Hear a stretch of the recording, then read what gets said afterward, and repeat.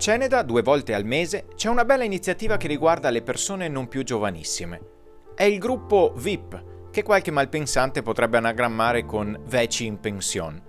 Un pomeriggio fuori dal comune, gestito dai volontari nell'ambito del progetto Prossimità. Di che cosa si tratta? Si tratta della possibilità offerta ai nostri anziani che vivono nel territorio di incontrarsi e di trascorrere del tempo insieme, un tempo di qualità e nello stesso tempo di semplicità e di gioia. Come è nata questa idea e come si è evoluta nel tempo? È nata 3 anni fa l'idea, quando la diocesi ci ha invitato in tutte le realtà, in tutte le parrocchie, a dar vita ai cosiddetti cantieri, dei luoghi di incontro in cui porsi alcune domande che erano volte al camminare insieme, al condividere, a una crescita attraverso il far rete, l'amicizia, la fraternità. E qualcuno qui in parrocchia giustamente ha pensato: io provo a fare un cantiere con gli anziani.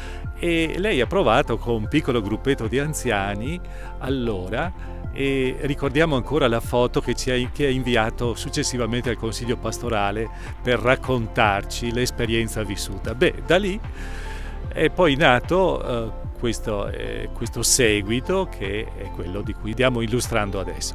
Questo gruppo si chiama VIP, siamo gli anziani qua della parrocchia, diciamo. Abbiamo questo titolo tanto per dare proprio un fatto, diciamo, di far vedere che siamo persone molto attive, che ci incontriamo appunto 2 volte al mese, il giovedì del primo e il terzo giovedì del mese, giochiamo a tombola, giochiamo a carte, facciamo un po' di canto, diciamo, e poi facciamo un bel break, che facciamo una cioccolata calda, ne facciamo un po' di biscottini, di qualcosa che appunto loro si divertono tanto, accettano molto volentieri questo, ecco. Perché mettersi in gioco con questa iniziativa che coinvolge le persone della terza età, ma non solo?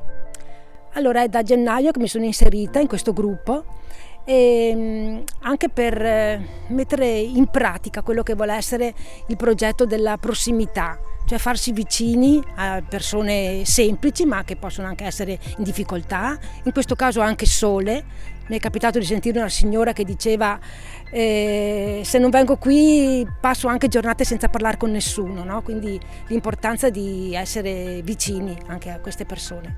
E il progetto è il progetto Prossimità, che è partito un paio d'anni fa dalla diocesi in collaborazione con l'ufficio della pastorale della salute, la Caritas, l'ufficio liturgico, missionario, e in collaborazione questi uffici hanno creato inizialmente degli incontri di formazione che tuttora stanno andando avanti, ma in vista proprio di poi realizzare qualcosa, di diventare insomma veramente persone che si prendono cura di altre.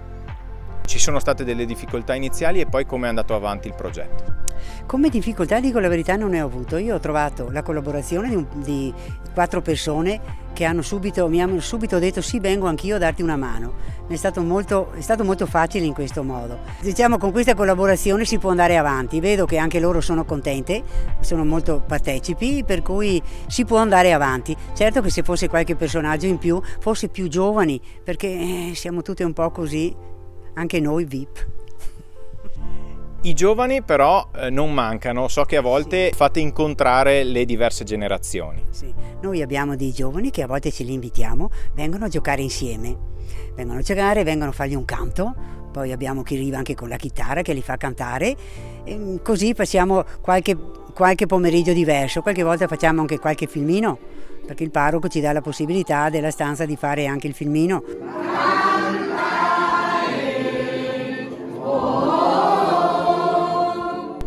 Quanto è importante creare questi momenti di aggregazione che uniscono anche generazioni diverse?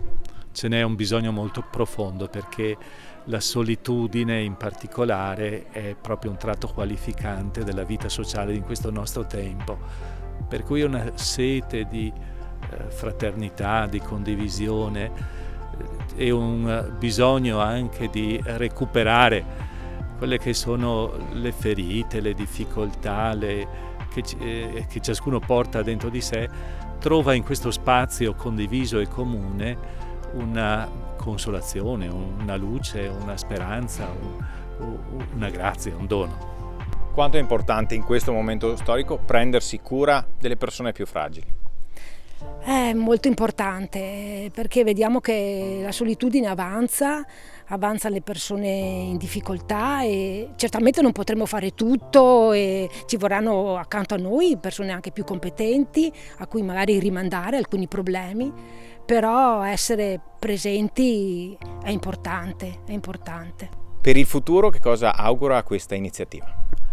Di perseverare, di ampliare la platea delle persone, degli anziani in modo particolare che possano usufruirne e di moltiplicare anche il volontariato, ovvero chi si prende cura di questo e fa sì che possa esistere e crescere e diventare, rubo il titolo a chi mi sta intervistando, possa diventare la tenda ospitale della comunità.